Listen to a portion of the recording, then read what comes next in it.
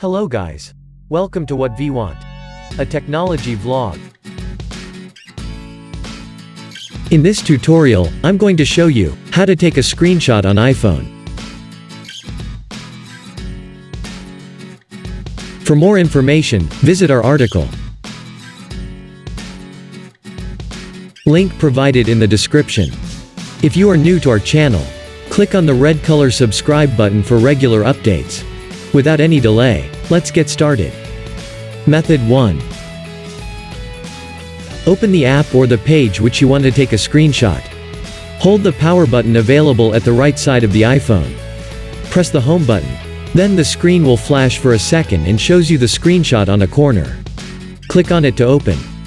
From there, you can make basic edit to the screenshot. After that, click on Done to save the edit. You will find the screenshots in the photos.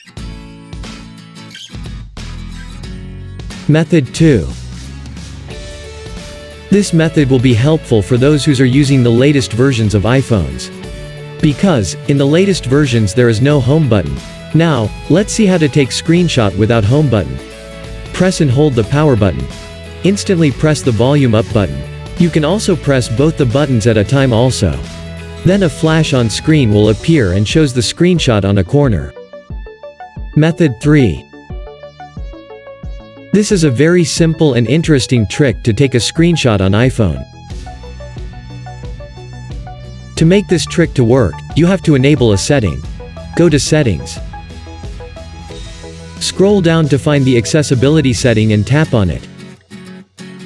There, under the physical and motor section, you will find the touch option. In the touch options, scroll down and tap on the back tap option. Back tap provides you two tapping methods like double tap and triple tap. Choose any of them by tapping on it. Then it shows all the working features of chosen method. Tap on the screenshot option to enable it. Later, double tap on the back of iPhone and it will take a screenshot. That's it. This is how you can take a screenshot on iPhone.